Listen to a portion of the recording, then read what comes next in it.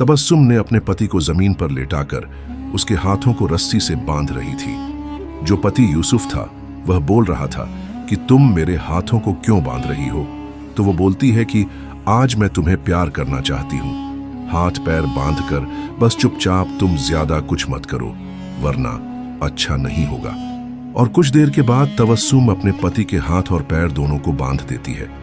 अब पति बेबस जमीन पर पड़ा हुआ था और फिर तबस्सुम फावड़ा उठाती है जो वहां पर रखा हुआ था और वह अपने पति के पेट पर पूरी ताकत से वार करती है। पेट बीच में से फट जाता है और फिर उसके बाद एक तेजाब की कैन जो उसने पहले से रखी हुई थी, उस तेजाब अपने पति के फटे हुए पेट के अंदर भरती है। पूरे शरीर पर तेजाब डाल देती है और दर्दनाक तरीके से अपने पति की हत्या कर देती है। और हत्या करने के बाद वापस घर चली जाती है। और जब पति की लाश मिलती है तो सबसे ज्यादा वही तड़प तड़प कर रो रही थी। सबको एहसास हो रहा था कि बताओ इसके पति की पता नहीं किसने हत्या कर दी और पत्नी का कितना बुरा हाल है। लेकिन हत्या करने वाली पत्नी थी, यह बात किसी को नहीं पता थी। और फिर पुलिस छानबीन में लगती है और आखिर में तबस्सुम को गिरफ्तार कर लिया जाता है। लेकिन सवाल यही था कि आखिर तबस ने अपने पति को इतनी खौफनाक मौत क्यों दी? आखिर वजह क्या थी? पति की गलती क्या थी? जब पूरी कहानी को आप सुनेंगे तो आपके पैरों तले जमीन खिसक जाएगी। तो चलते हैं और आज की इस घटना को शुरुआत से जानते हैं आखिर तक। तो दोस्तों, उम्मीद है कि आप सब अच्छे होंगे, सुरक्षित होंगे। और जो आज की घटना है वो 29 जुलाई की है। जो 29 जुलाई 2025 गुजरा है तब की ओर अलीगढ़ का ही एक धनंसारी इलाका है। और उसी इलाके का रहने वाला यूसुफ जो मजदूरी और बेलदारी का काम करता था और 29 जुलाई को अब अपने घर से निकलता है, क्योंकि जो यूसुफ था उसकी पत्नी तबस्सुम उसके लिए खाना पैक करती है। और यूसुफ बताता है कि वो एक जगह पर एक घर है, वहां पर मजदूरी करने के लिए जा रहा है। यह जो यूसुफ है, यूसुफ के दो बेटे हैं, जिसमें एक का नाम अदनान और दूसरे का नाम असलान।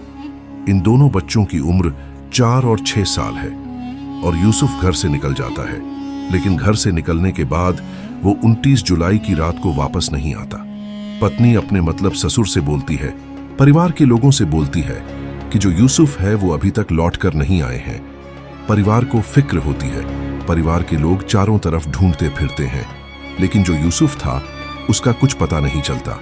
और आखिर में परिवार के लोग जो चौकी है वहां पर पहुंचते हैं और अपने भाई अपने बेटे की गुमशुदगी की रिपोर्ट दर्ज करवाते हैं कि यूसुफ घर से निकला था, लेकिन उसका कुछ नहीं पता। पुलिस छानबीन करने में लग जाती है, यूसुफ के बारे में पता करने में लग जाती है। वही हल्के फुल्के तरीके से, मतलब ज्यादा मेहनत से पता नहीं कर रही थी।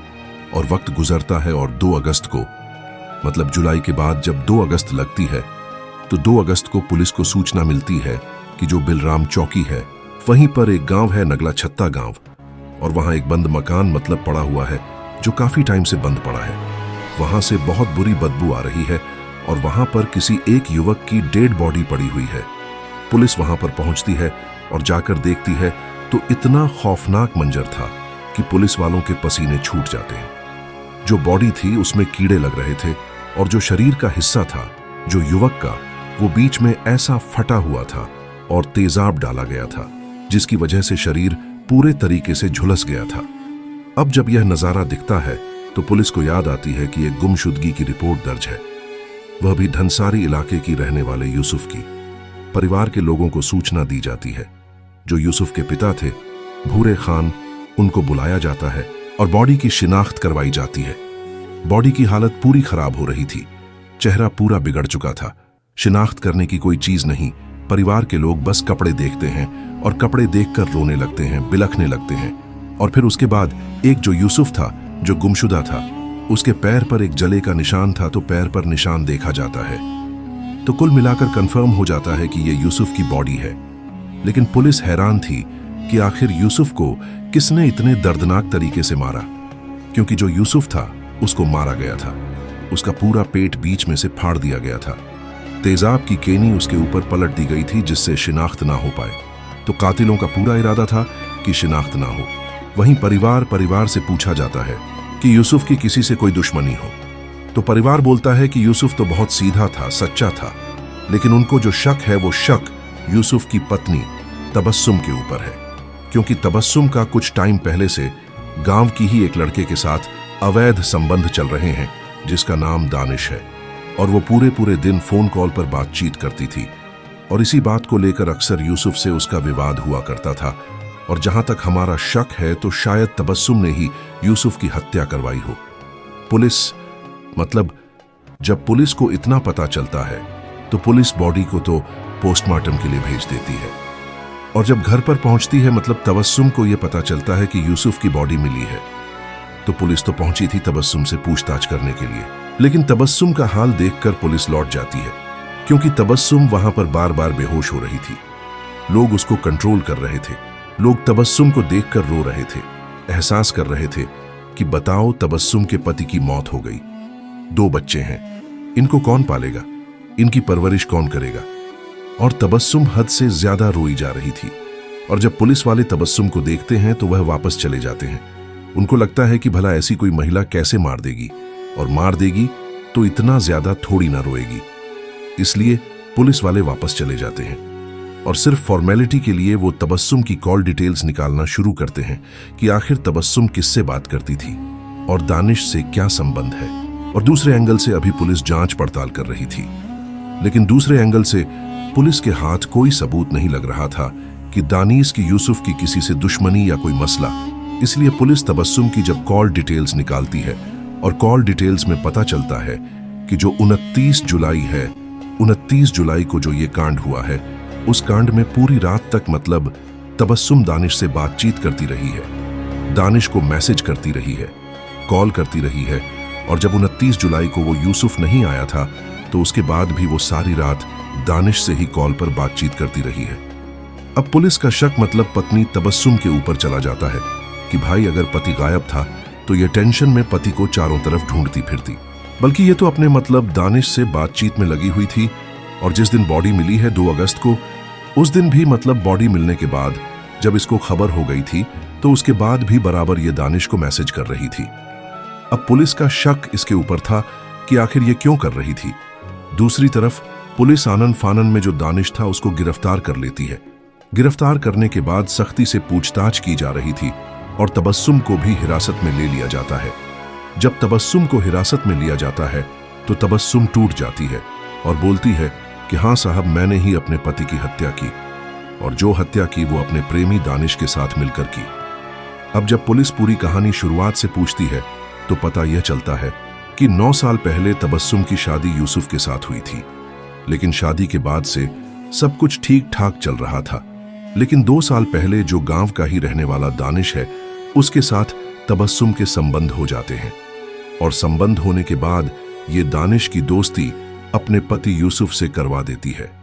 उससे बोलती है कि ऐसा करो, मेरे पति से दोस्ती कर लो, वो दिहाड़ी मजदूरी करता है, तुम उसको काम दिलाते रहना, और फिर उसी के साथ साथ घर पर भी आ जाया करना।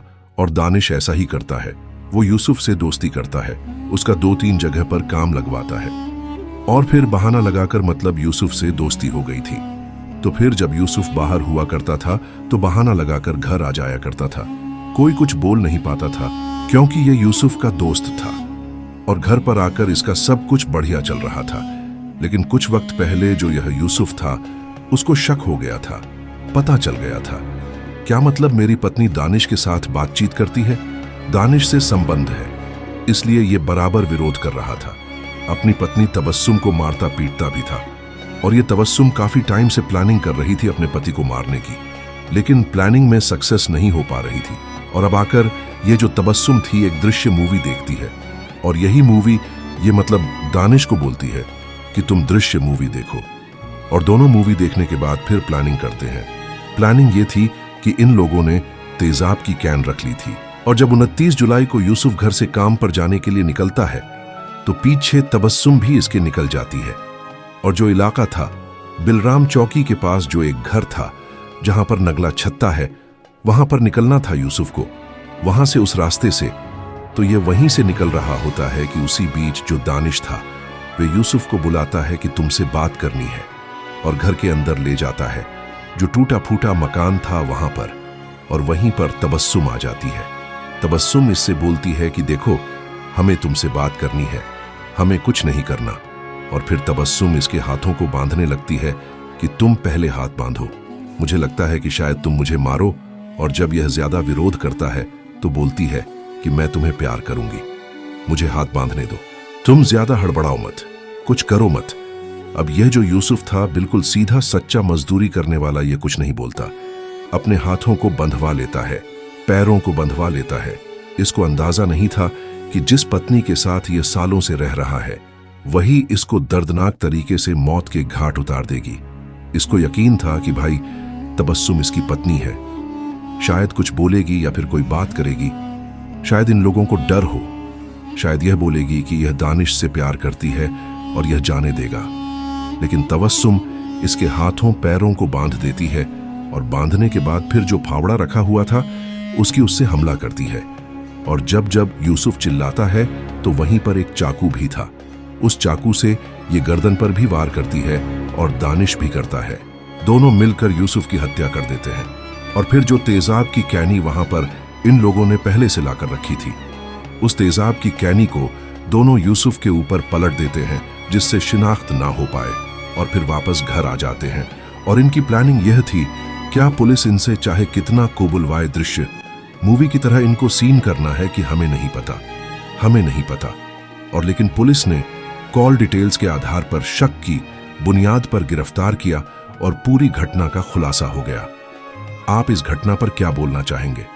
कमेंट बॉक्स में जरूर बताइएगा। मिलते हैं किसी और वीडियो में। जब तक के लिए अपना ख्याल रखें, सुरक्षित रहें, सावधान रहें।